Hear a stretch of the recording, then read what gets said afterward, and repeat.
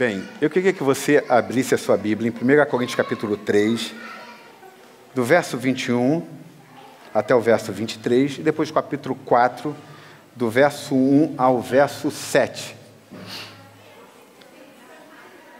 Hoje eu vou falar sobre amor e orgulho. E como eu disse, o Jay ligou para mim, pedindo que eu estivesse aqui, e eu prontamente atendi, porque eu me sinto já em casa aqui, e eu espero que isso seja bom para vocês e eu possa poder servir a vocês por meio das Escrituras Sagradas. Então, o nosso texto é em 1 Coríntios 3, do verso 21 até o verso 23, capítulo 4, do verso 1 ao verso 7. Eu queria convidar vocês para lerem comigo. Eu vou ler os versos ímpares e vocês vão ler os versos pares. Eu espero que vocês consigam ler. Está dando para entender. Então, eu vou ler os ímpares e vocês os pares, ok? Portanto, ninguém se glorie em homens, porque todas as coisas são de vocês.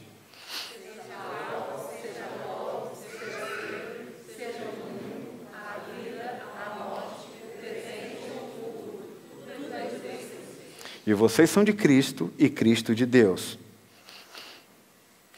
Portanto, que todos nos considerem servos de Cristo e encarregados dos mistérios de Deus. O que se requer desses encarregados é que sejam fiéis. Pouco me importa ser julgado por vocês ou por qualquer tribunal humano. De fato, nem eu julgo a mim mesmo. Embora em nada minha consciência me acuse, nem por isso justifico a mim mesmo, o Senhor é quem me julga. Portanto, não julgue nada antes da hora devida. Espere até que o Senhor venha. Ele trará a luz que está oculto nas trevas e manifestará as intenções dos corações. Nessa ocasião, cada um receberá de Deus a sua aprovação. Irmãos, apliquei essas coisas a mim e a Apolo por amor a vocês, para que aprendam de nós o que significa não ultrapassem o que está escrito. Assim, ninguém se orgulhe a favor de um homem em detrimento de outro. Pois torna você diferente de qualquer outra pessoa. O que você tem não tem recebido. E se recebeu, por que se orgulha, como se assim não fosse? Vamos orar? Pai bondoso, obrigado por Tua palavra. Vela por ela, Senhor. Vela por ela em nossos corações. Senhor, se por acaso o nosso coração ainda estiver um véu sobre ele, eu peço que Teu Espírito, de forma eficaz, retire o véu do nosso coração.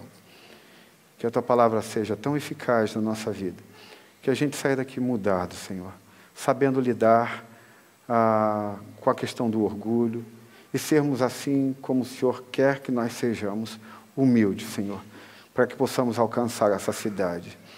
Nós precisamos de um povo que é chamado de humilde, de gente que não se importa com o que vão falar dele, e nem se importam com o que pensa de si mesmo, mas que vive plenamente para a glória de Deus. Peço que Tua palavra fale, que o Senhor dê unção, que o Senhor dê graça, que o Senhor proteja a gente espiritualmente nesta noite, em nome de Jesus. Amém e amém. Bem, eu acho que hoje é pela primeira vez que eu vejo uma luz tão forte sobre mim. Outras vezes estava mais light, né? Hoje está violenta. É só uma brincadeira, tá? Mas hoje ela está punk mesmo. Gente, a maior prova de que Deus está agindo em nós é o amor. Jonathan Edwards, ele, quando foi perguntado o que faz uma igreja ser parecida com o céu, e Jonathan Edwards respondeu: o amor. Uma igreja que ama é a igreja que faz ela ser parecida com o céu. O amor por Deus gera amor por nós mesmos e pelo outro. Os cristãos de Corinto, que é o caso da nossa carta, eles são um exemplo negativo do que o amor deveria ser na vida dos cristãos. Eles estavam tão cheios de amor por si mesmo, tão cheios de amor por si mesmo, que Paulo vai precisar escrever esses versos para eles. Eles não estavam conectados com o amor a Deus acima de todos, mas simplesmente eles amavam somente a si mesmo. Então, Paulo escreve a esses irmãos de Corinto para mostrar para eles que tipo de amor o Evangelho é capaz de gerar. Então, Paulo, nessa carta, vai lutar definitivamente para que a igreja tenha esse amor que o Evangelho é capaz de produzir. A igreja de Corinto ela foi plantada por Paulo, e talvez a maioria de vocês aqui saiba sobre isso. Mais tarde, outros ministros começam a fazer parte dessa igreja. Cada ministro que fizeram parte dessa igreja começa a fazer conexões diferentes com grupos da igreja. E aí, a carta de Corinto nos diz que um foi discipulado por Paulo, outro por Apolo, e assim por diante. Então, a igreja, em vez de ficar feliz, imagine, você está tendo uma igreja, Paulo e Apolo para te discipular, em vez dos caras ficarem felizes por serem discipulados por Paulo e Apolo, e pelos outros, eles brigam por causa disso. E eles começam a criar confusão por causa disso. E isso se transforma num jogo de poder que Paulo aqui vai descrever. Por causa disso, muitas divisões na igreja começam a surgir. Um dizia que deveria ser o líder da igreja, ou cuidar de ministério, porque ele foi discipulado por Paulo. E outros dizem assim, e o Kiko, que você foi discipulado por Paulo? Eu também fui discipulado por Apolo, pelo outro, eu também tenho direito nisso. Então, essas divisões começavam a ir crescendo na igreja de Corinto. Então, Paulo, nesta passagem, vai mostrar a raiz do porquê nós não conseguimos nos dar bem uns com os outros. Por que nós não conseguimos lidar bem com os nossos cônjuges? Por que nós não conseguimos lidar bem ou viver em paz uns com os outros?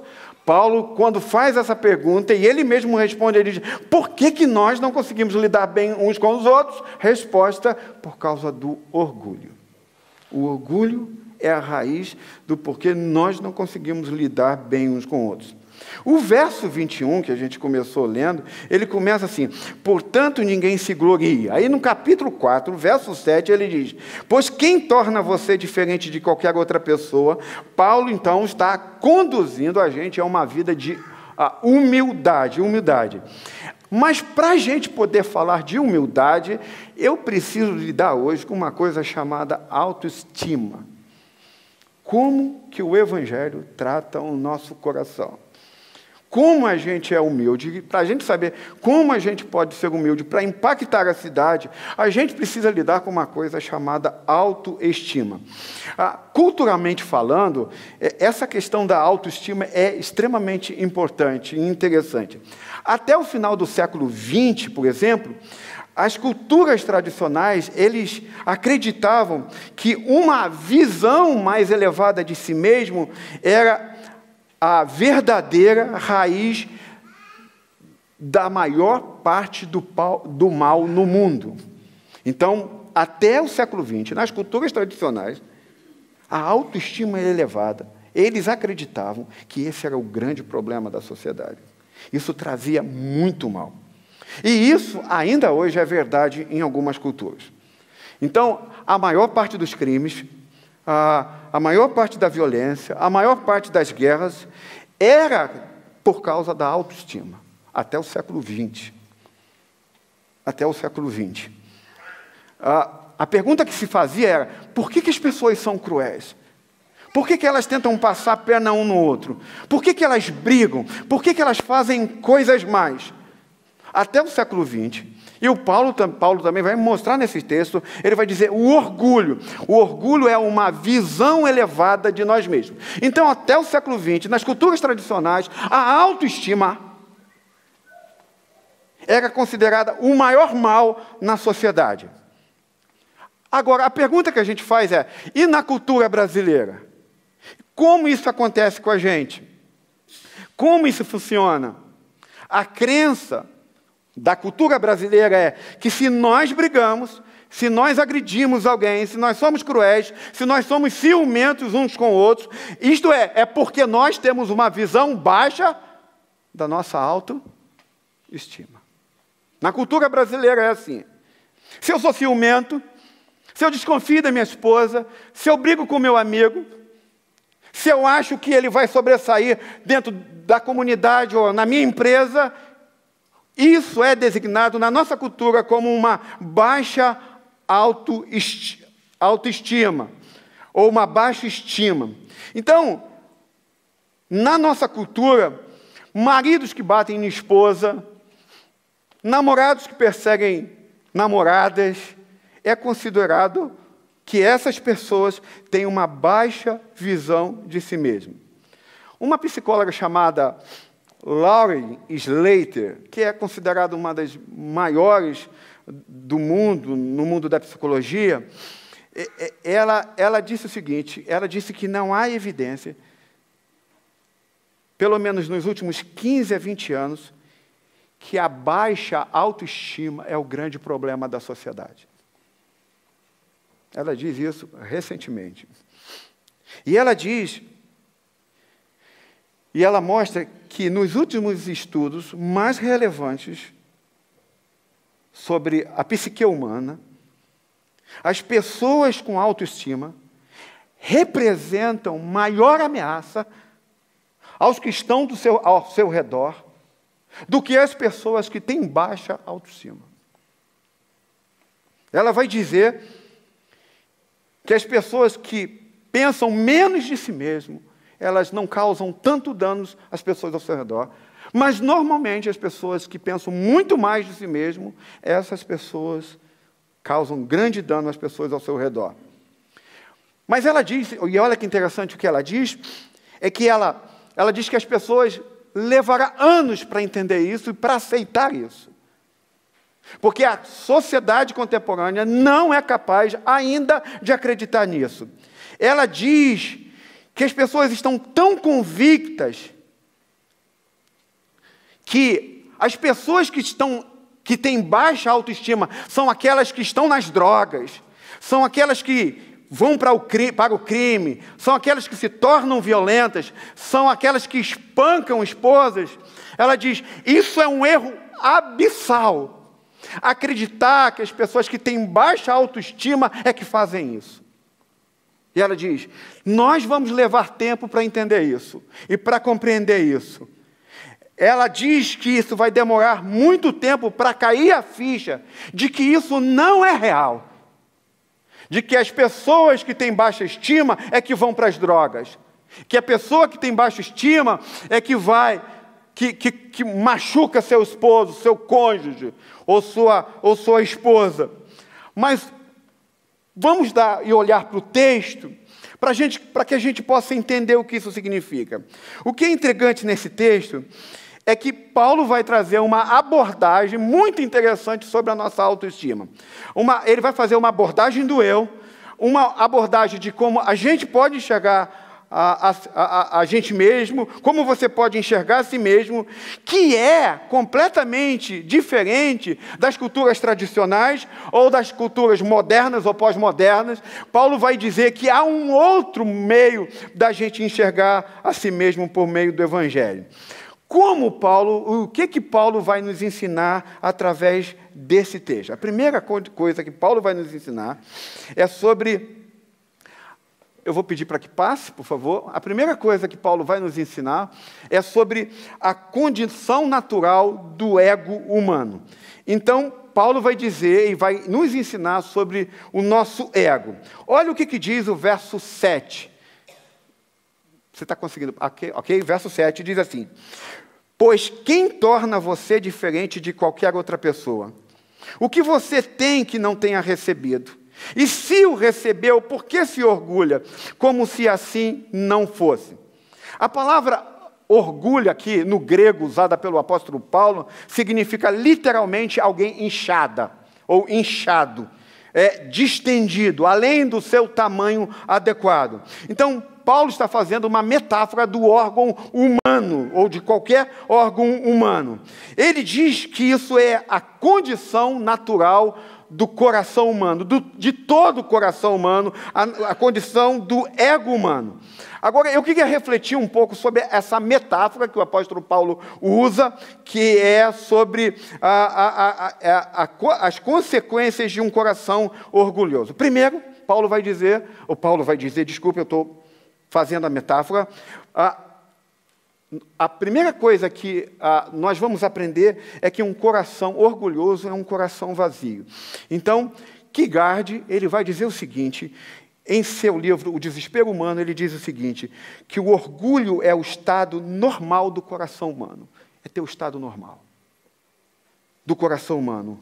Para que você tente construir a sua identidade em torno de algo além de Deus. Essa é a primeira coisa. Então, Kierkegaard vai dizer que o orgulho espiritual é a ilusão de que você tem, de que você é capaz de administrar a sua própria vida, alcançar seu próprio senso de autoestima, de encontrar o propósito suficiente para a sua vida além de Deus. Paulo diz que isso Kierkegaard vai dizer que isso é um vazio que você vai encontrar se você se conectar, e essas são as consequências do orgulho. A segunda coisa que nós vamos aprender com essa metáfora é sobre a dor. Se o ego humano, ele está vazio, o próximo passo é a dor. Se você está vazio, o próximo passo é a dor. Então, a ideia de você está estendido, que o apóstolo Paulo fala aí, distendido, inchado, é a ideia de que algo errado com ele. Deixa eu dar um exemplo para que vocês possam entender. Algumas vezes você vem para a igreja com alguma dor, ou na coluna, ou na perna, ou na cabeça. Pode existir, nesse exato momento, alguém com uma dor em alguma parte do corpo. Como é que você sabe que você está sentindo essa dor? Porque parte do teu corpo, seja a sua coluna, seja a sua perna, seja a sua cabeça, ela está chamando a sua atenção. Então, se você está aqui com dor de cabeça, você sabe que está com dor porque ela está doendo. Você sente isso porque algo está errado com o seu corpo. Então, o ego, Paulo vai nos ensinar, e eu já vou chegar lá para vocês entenderem isso, ele diz que há algo incrivelmente errado com ele. Assim como você sente dor de cabeça, dor na coluna, o ego também seu, inflado ou inchado, chama a atenção de você todos os dias, ou sua todos os dias. Então, se você está sempre dizendo, ou você na sua vida comum está sempre dizendo, olha como eu fui tratado por ele, olha como ele não me respeitou. Olha como ele teve a capacidade de me ferir. Como ele pode ter me tratado dessa forma? Paulo diz que quando você vive assim, sempre dizendo que algo, que você foi sempre menosprezado, foi sempre tratado erroneamente, é porque o teu ego está te chamando a atenção. É como se fosse a tua dor de coluna. O teu orgulho está te chamando a atenção. Que é diferente dos sintomas físicos? Sim, mas Paulo está dizendo, e a ideia de Paulo é que se você está sempre se sentindo desprezado, se sempre você está se sentindo deprimido, obviamente, aqui eu quero abrir um parênteses para falar sobre as questões genéticas, ou de alguma coisa que você já tem, e aí a questão depressiva é uma outra questão que a gente precisa abordar de outras formas. Mas a ideia é que se você está sempre se sentindo mal com alguma coisa, sempre achando que alguém está olhando você de forma errada, a ideia é que você está ignorando o seu ego que está chamando a atenção. Existe algo com o teu coração.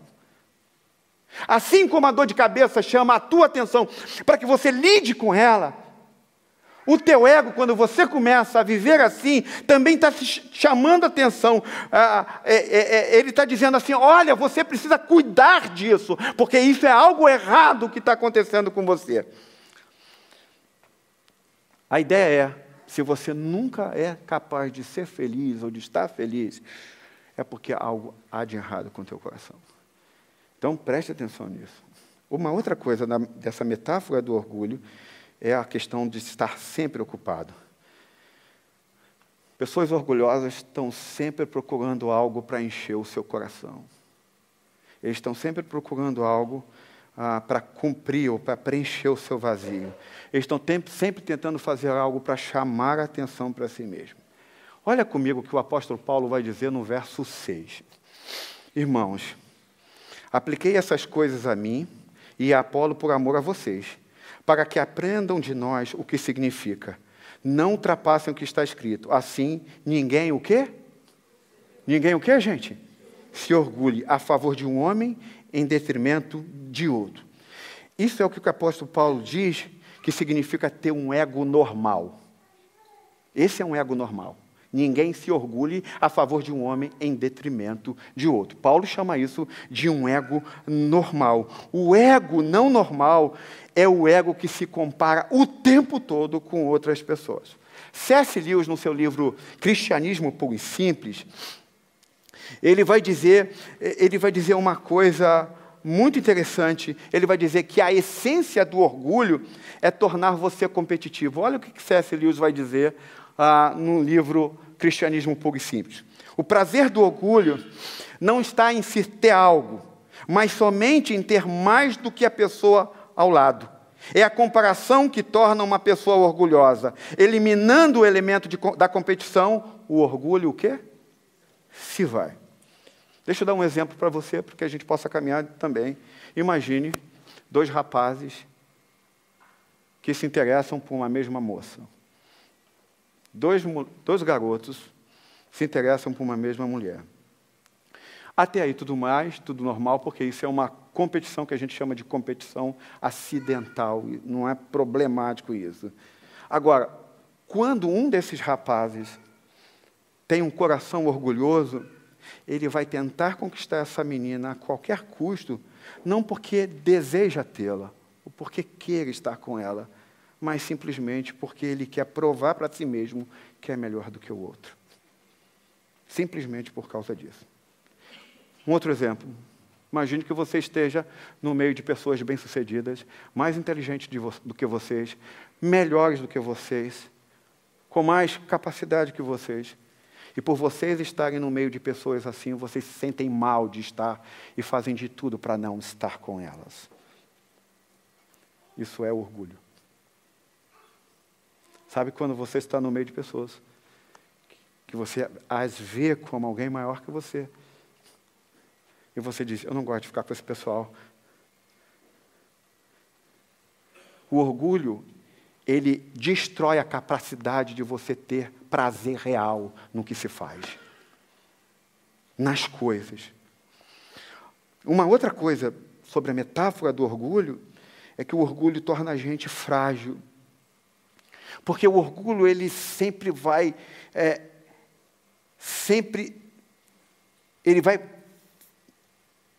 fazer com que você seja esvaziado. Ele tem um medo de ser esvaziado. Se eu estou falando que Paulo fala que o orgulho é você ser inchado, ao mesmo tempo o orgulhoso, ele tem o medo de ser alguém que seja esvaziado. Uma das coisas, um tempo atrás, houve uma entrevista da Madonna. Ela deu uma entrevista na revista Vogue, muito tempo atrás, não é um tempo atrás, é muito tempo atrás. Ela disse o seguinte: meu impulso na vida vem do medo de eu ser medíocre. Isso sempre me empurra. Olha o que ela diz. Quando me realizo, ainda me sinto medíocre e desinteressante. A menos que eu faça outra coisa, eu tenho que provar que sou alguém, mas minha luta nunca termina e eu acho que nunca vai terminar. Essa entrevista é incrível da Madonna, porque ela se conhece mais do que a maioria de nós se conhece. Ela sabe exatamente quem ela é.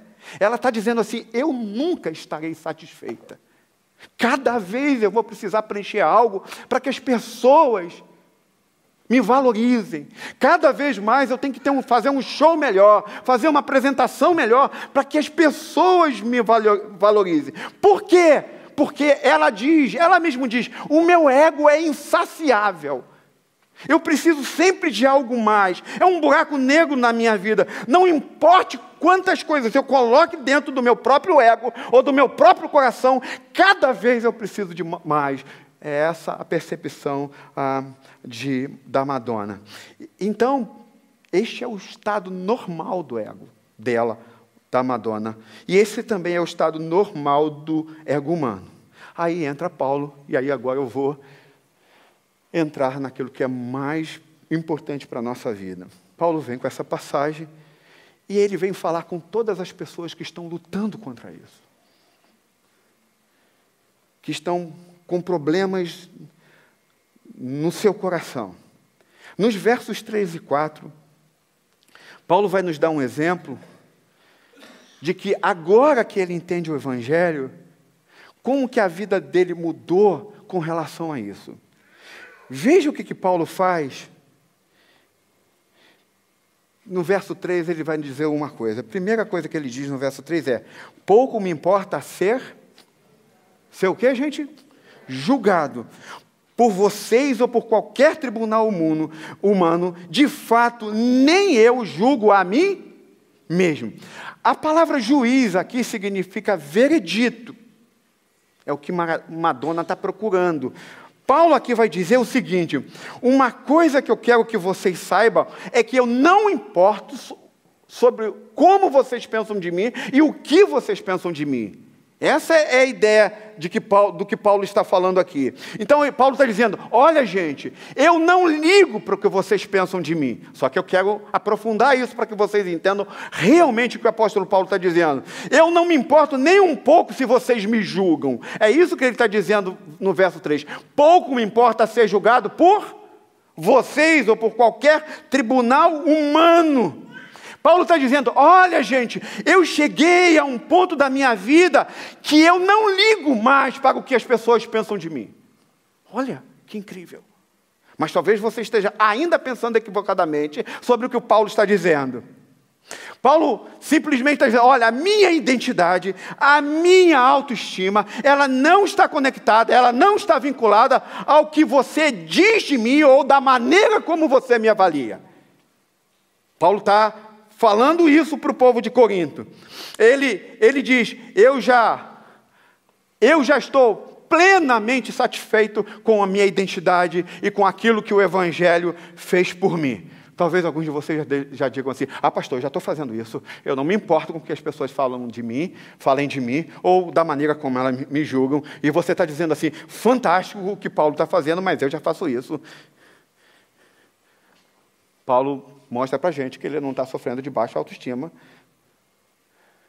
E é fato isso, não está mesmo. Agora, como é que ele chegou a esse ponto que ele chegou? Como você pode ser uma pessoa onde o que as pessoas pensam de você não controla mais você? Para muitos de vocês, a resposta já é óbvia. Porque vocês ainda estão, talvez alguns de vocês, estão dizendo, pastor, eu já cheguei nisso, eu não me importo com o que as pessoas falem de mim. Talvez vocês achem que seja isso. Então, como ser uma pessoa onde as pessoas não controlam mais você pelo que ela diz? Então, para muita gente, a resposta é extremamente óbvia. Olha, talvez alguém chegue para você e diga, cara, não ligue para o que as pessoas dizem de você. Não importa o que elas pensam de você. O que importa é o que você pensa sobre si mesmo. Talvez alguns de vocês estejam dizendo, pastor, o que me importa é o que eu acredite de mim mesmo, o que eu pense de mim mesmo.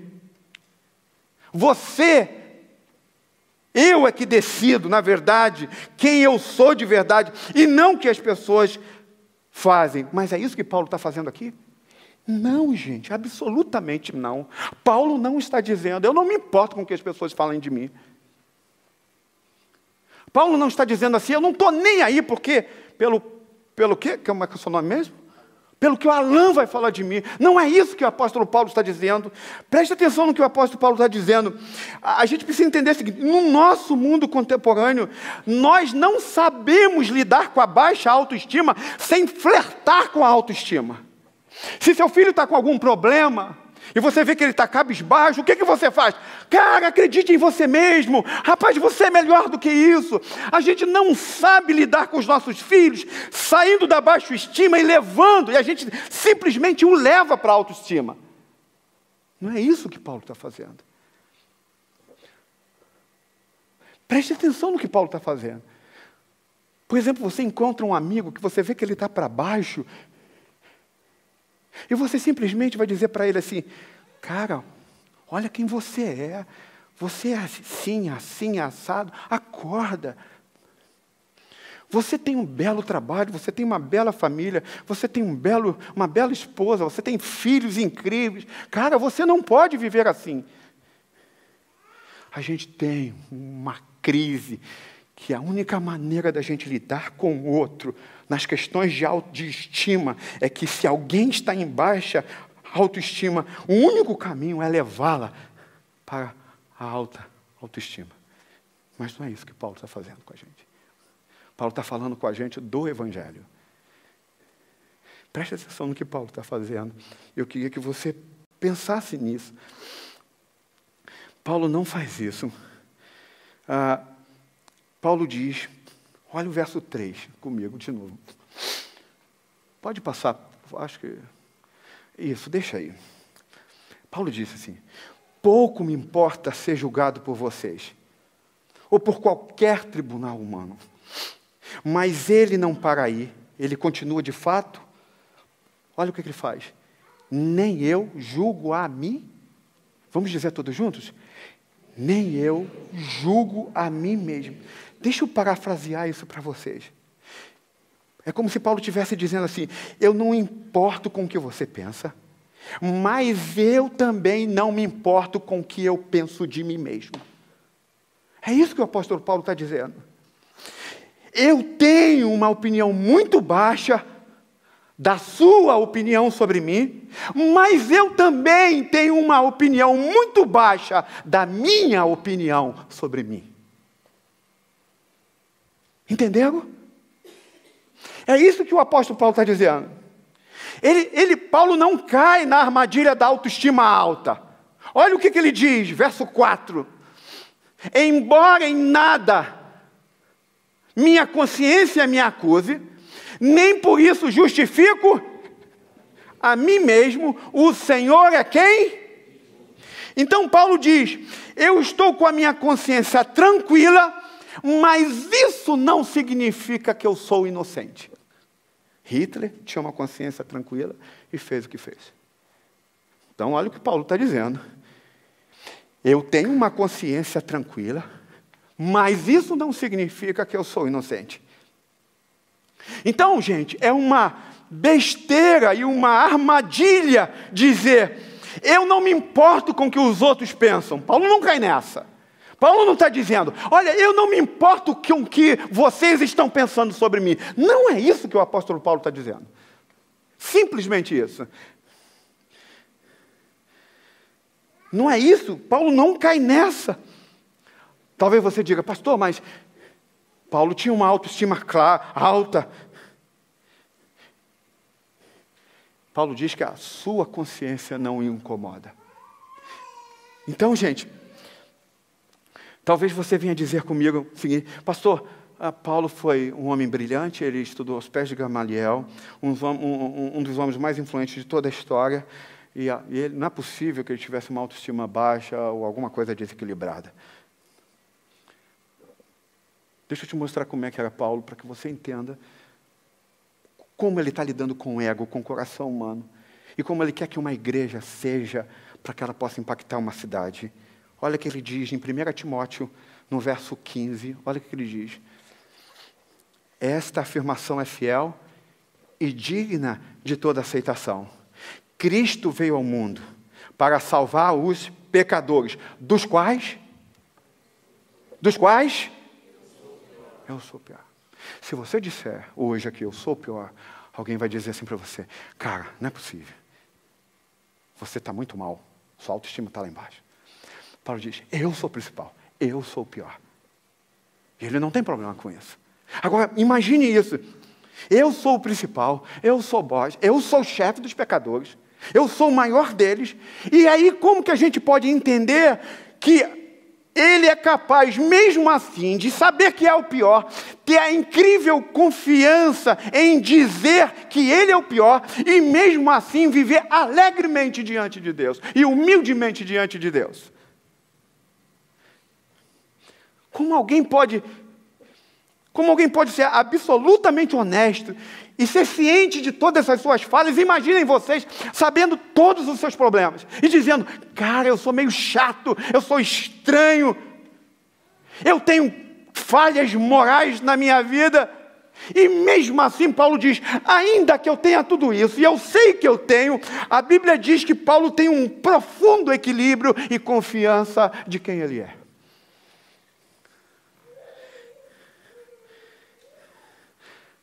Pastor, nós não conseguimos fazer isso. Sabe por que nós não conseguimos fazer isso? Porque nós estamos julgando a nós mesmos. Grave isso. Se você não lembrar nada do meu sermão, bem que vai ter o vídeo. Paulo está ensinando a você a não julgar a si mesmo. Ele não julgava a si mesmo. Quando Paulo diz, eu não me julgo, o que ele está dizendo é o seguinte, eu sei dos meus pecados, mas eu não conecto os meus pecados à minha identidade, à minha vida. O que Paulo está dizendo? Eu não jogo esse jogo. Quando eu vejo algum pecado na minha vida, eu não venho e digo assim, ah, caraca, eu sou o caos. Quando eu dou um vacilo, ele não vem e diz assim, ah, cara, eu não posso nem cear.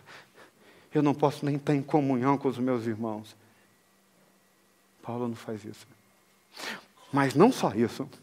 Quando ele também está de joelho em oração, quando ele está praticando o bem, quando ele está ajudando pessoas, quando ele está ajudando pessoas, ele também diz, eu não dou a mínima para isso também, porque eu não julgo a mim mesmo.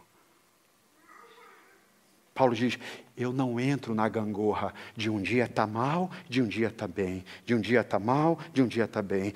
Essa semana eu estou legal, essa semana eu estou melhor, essa semana eu estou legal, essa semana eu estou pior, porque eu não me julgo, eu não me julgo. Eu não me julgo. Eu não julgo a mim mesmo. Então, gente, Paulo, quando faz algo de ruim, ele não diz, eu sou ruim. Simplesmente. Ou quando ele faz algo de bom, ele também não diz, caraca, eu sou o cara fera, eu sou um cara bom. Ele diz, Paulo está nos dizendo, eu não faço essas conexões mais comigo.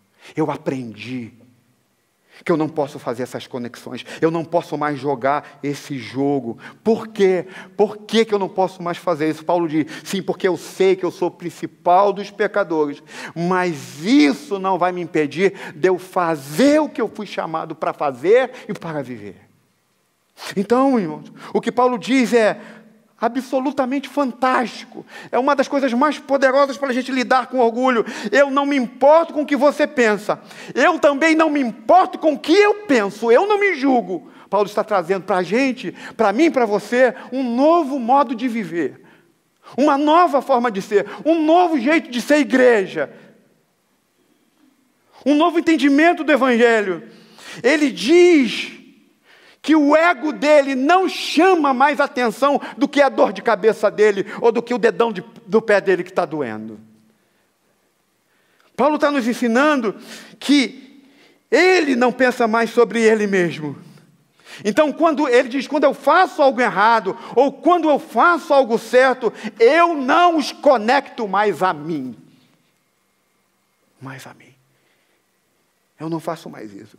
Eu não estou mais pensando em mim mesmo. Sabe por que muitos de nós vivemos? Porque nós vivemos uma gangorra. Porque nós estamos julgando a nós mesmos. Uma semana você está bem. A outra você está mal.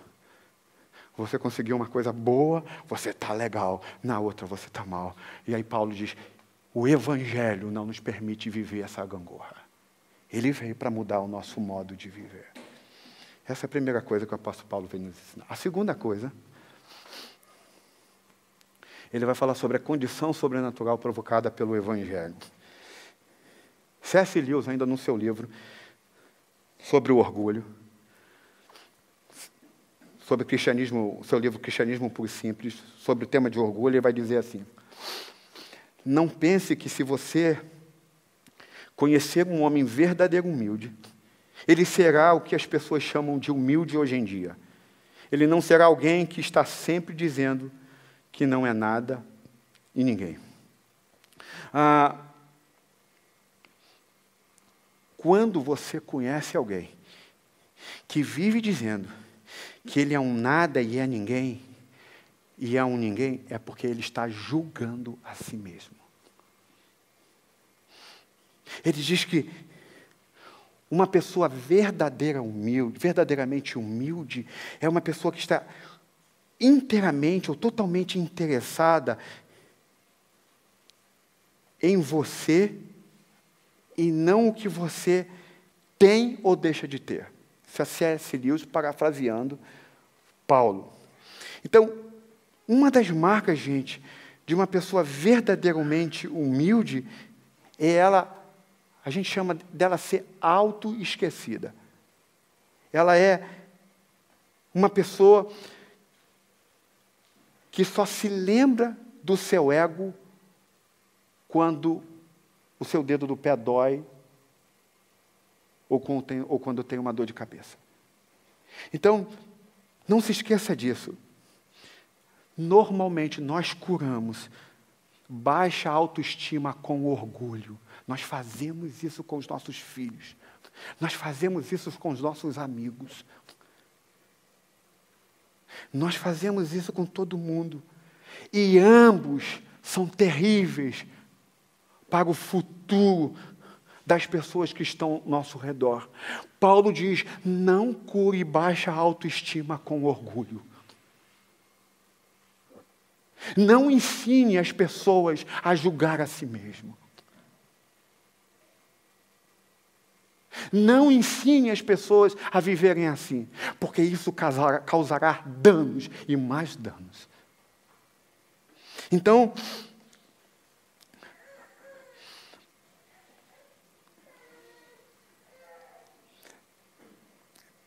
uma pessoa que Paulo vai chamar de autoesquecida, ou aquela que não se julga,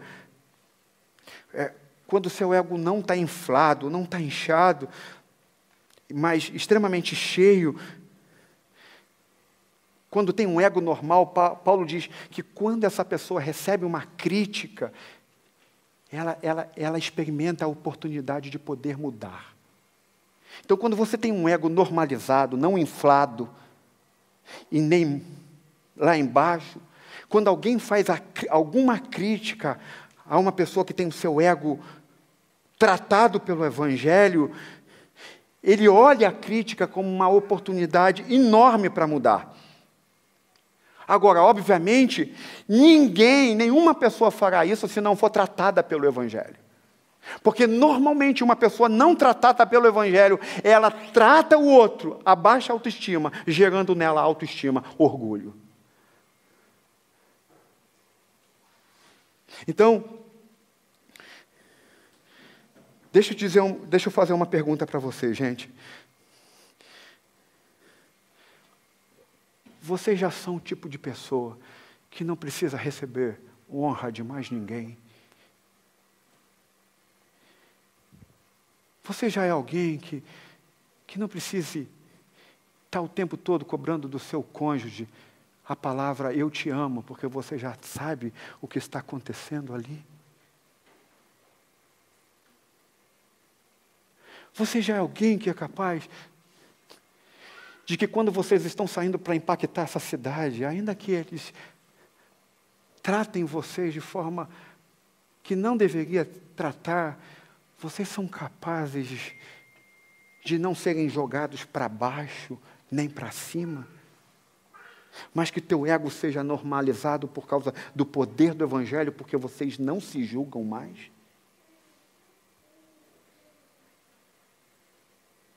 Deixa-me fazer mais uma pergunta. Você gostaria de ser alguém que não cobiça mais reconhecimento? Do filho, que não cobiça mais o reconhecimento do pai?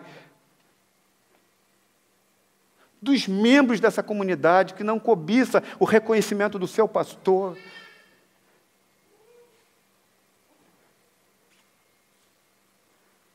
Ou deixa eu te fazer outra pergunta. Você gostaria de ser alguém que quando você se olha no espelho em casa, só você e o espelho, você não murcha, você não se encolhe, ou você não cresce?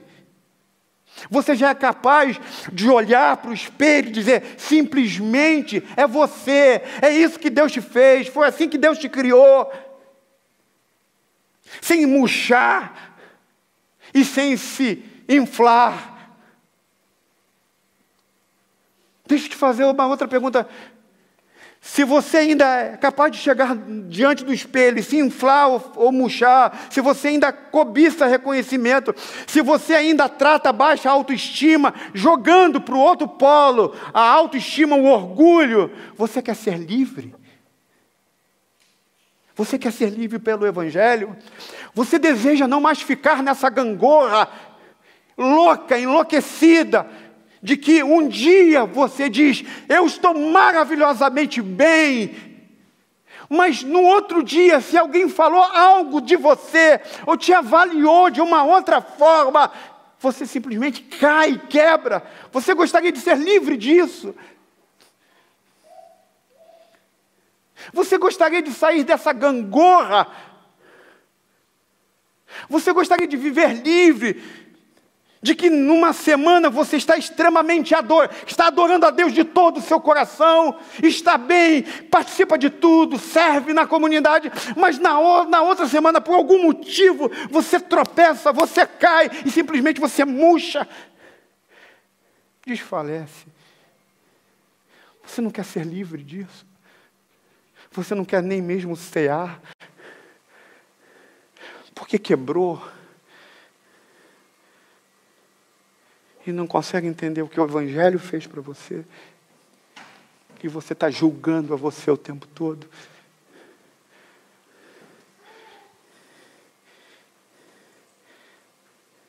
Sabe, você não gostaria de ser alguém que não diga mais, olha, eu estou nessa situação porque eu fui estúpido, tomei uma decisão errada. Como eu pude ter feito isso? Você quer ficar livre disso? Nessa gangorra, que te leva para um lado ou para o outro? Você não gostaria de ser um jogador de futebol que ganhou, que foi o vice-campeão e se alegrar com aquele que foi o campeão?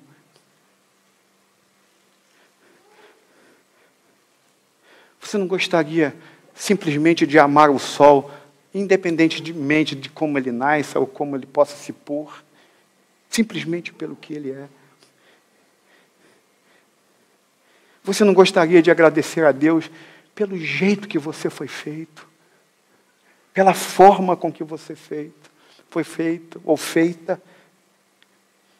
Você não gostaria de agradecer a Deus simplesmente pelo jeito que você é?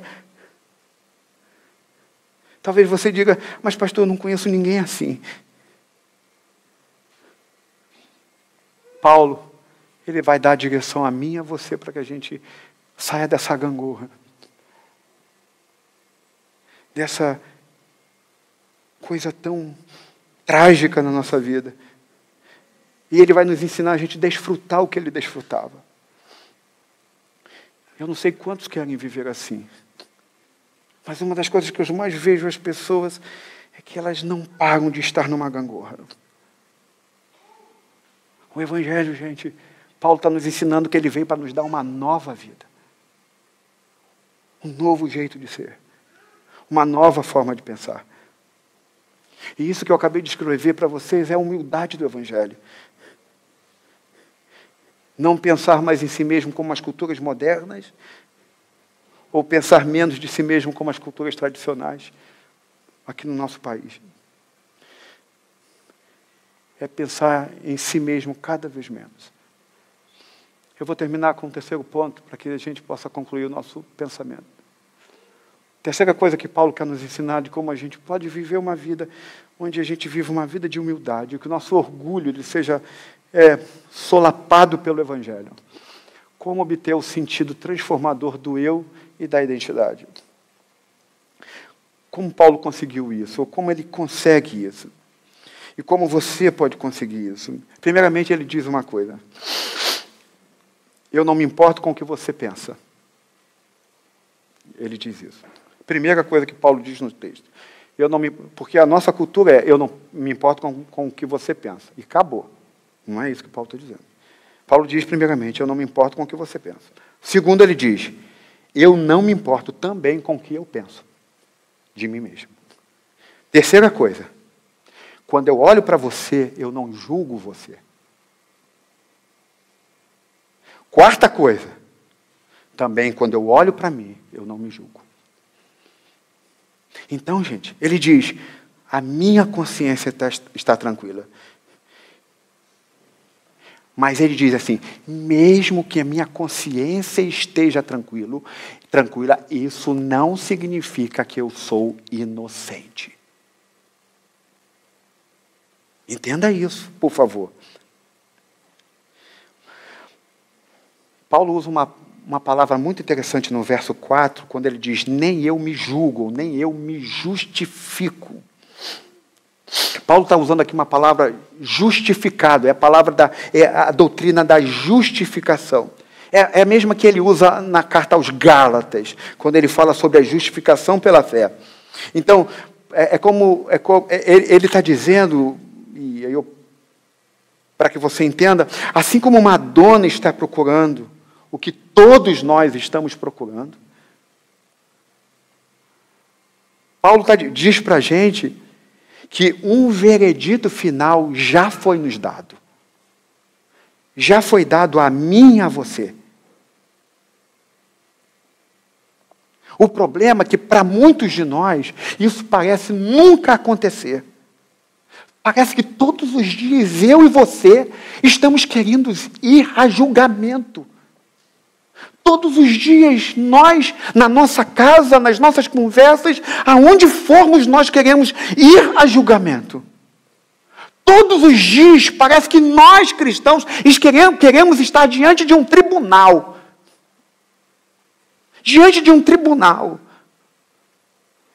Paulo está dizendo, olha, eu não me importo com o que qualquer tribunal humano pensa.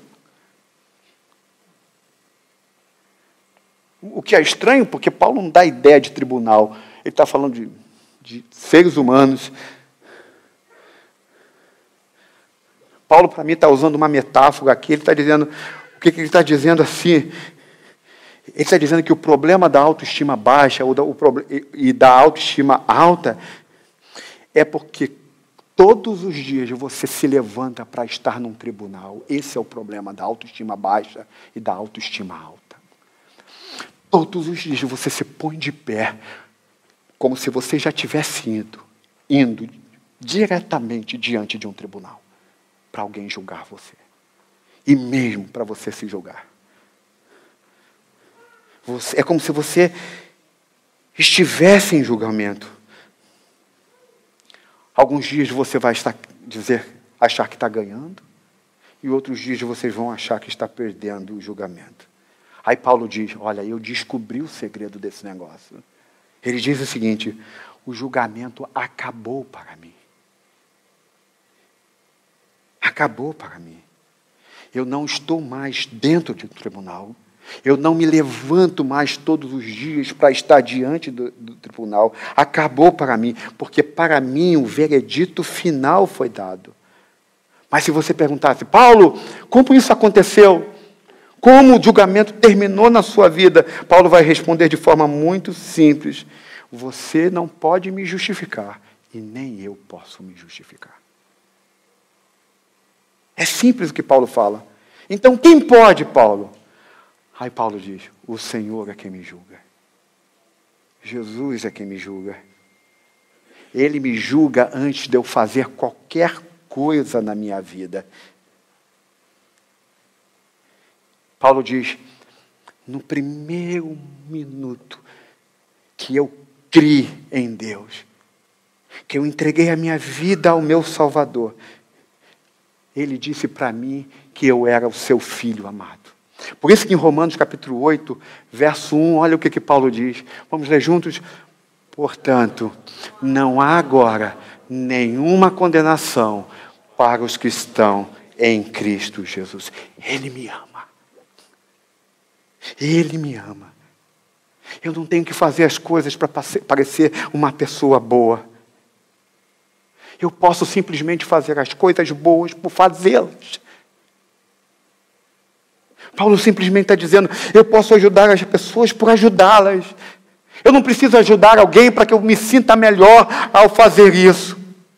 Eu não preciso fazer isso para preencher um vazio na minha vida. Eu não preciso ajudar os pobres para que eu possa amortizar alguma culpa sobre os meus ombros ou sobre o meu coração. A Madonna, ela é muito consciente do que é o coração dela. Só que ela não tem um veredito final. Por que Paulo não foi a julgamento, gente? E por que ele não se levanta todos os dias para ir a julgamento?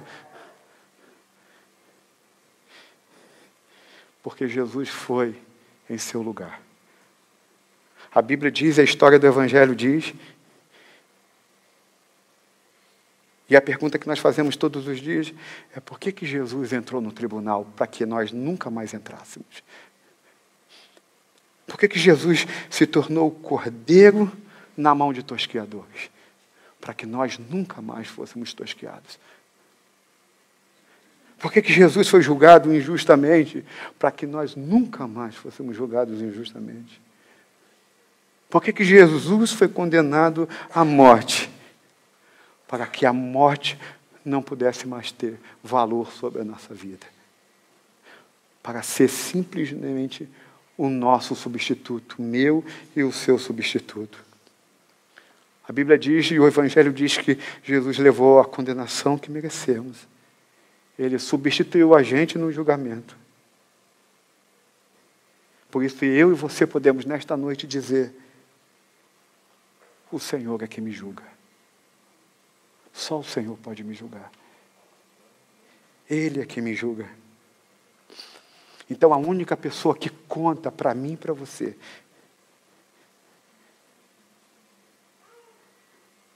é aquela que olha para mim e me vê como a menina dos seus olhos, como o bem mais precioso dessa vida.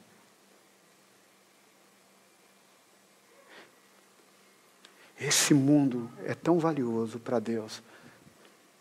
A gente às vezes não dá valor àquilo que nós vivemos, mas isso aqui é tão valioso para Deus, a minha e a tua vida é tão valiosa para Deus, que Ele mandou o seu amado Filho, o seu único Filho, para morrer em nosso lugar. É porque Ele valoriza isso aqui.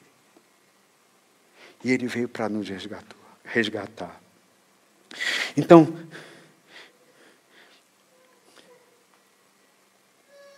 por que então, ou melhor dizendo, por que você se preocupa em sofrer bullying? Por que você se preocupa? Como você pode se preocupar em ser ignorado por alguém? Como você pode se preocupar ao olhar no espelho? Gente, talvez haja algumas pessoas aqui que ainda não tenham entendido a diferença entre a identidade cristã e as outras identidades. Gente, acredite que Muita gente que acredita que a identidade cristã é a gente ir à igreja, fazer alguma coisa bom, participar dos cultos. Essas coisas são importantes, mas a identidade cristã é algo extremamente diferente. Eu quero te dizer para vocês que vocês precisam, e nós precisamos reviver o Evangelho todos os dias. Que você não pode mais se levantar todos os dias e ir para o tribunal. Porque Paulo diz, eu não me julgo a mim mesmo. O Senhor é que me julga. Ele foi no tribunal em meu lugar. Então, por favor, para eu concluir. Muitos de nós estamos adoecidos, porque não entendemos o que o Evangelho fez conosco. Todos os dias nós nos levantamos e um dia você está bem, outro dia você está mal. Porque todo dia você ainda está indo para um tribunal. Paulo diz que o tribunal já foi feito. Que eu e você fomos justificados. Que você não pode ser mais julgado por ninguém. E nem mais você pode julgar a si mesmo. Porque você já foi julgado. E você foi aceito nesse tribunal.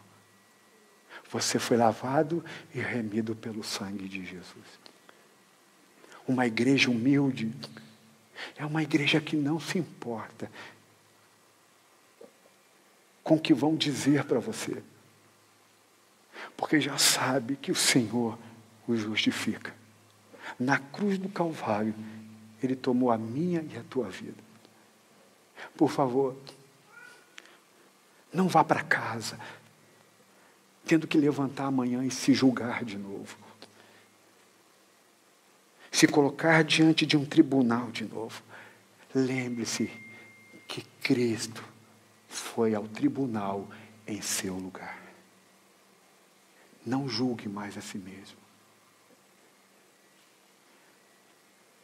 Aprenda a dizer para o teu coração, pregar ao Evangelho ao seu coração, é o Senhor que me julga. E no seu julgamento, eu fui justificado. Vamos orar ao Senhor? Inclina a tua cabeça.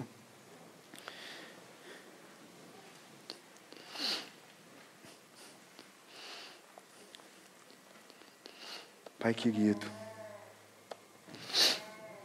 nos dê, Pai, o que nós precisamos nesta noite.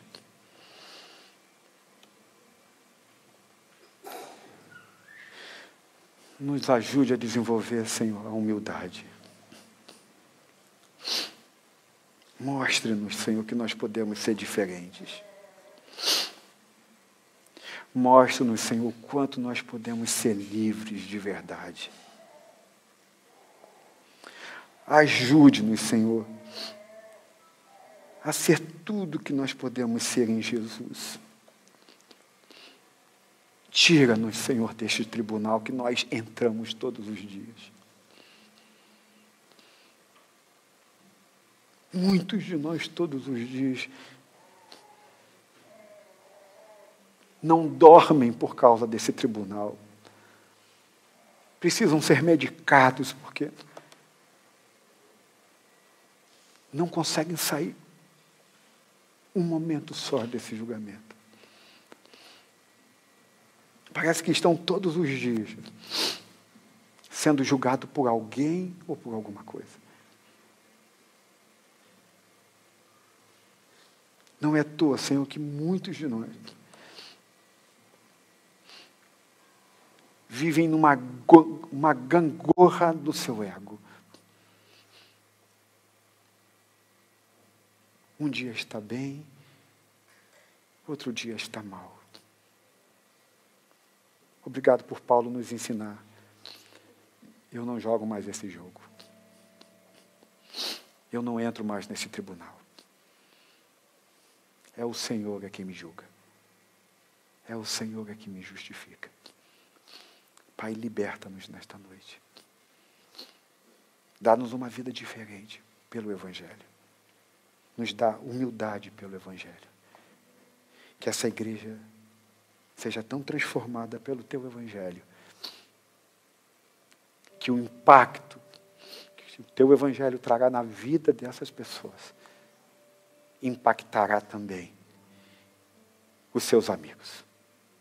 Porque os seus amigos vão lhe perguntar: não consigo compreender como você é capaz de ter um equilíbrio na sua vida. Raramente eu te vejo mal, mas eu também não vejo você se gloriando, se gabando de alguma coisa. Você está sempre dentro de uma jornada humilde e maravilhosa. E, Senhor, eu sei que a resposta que os meus irmãos darão é que o Evangelho mudou meu viver. Jesus Cristo mudou meu viver. Senhor, obrigado, porque nós aprendemos hoje que nós não precisamos mais levantar todos os dias para estar no tribunal. Porque, de uma vez por todas, nós fomos julgados. E nós fomos tidos como livres, justificados. E agora então, é o Senhor que nos julga.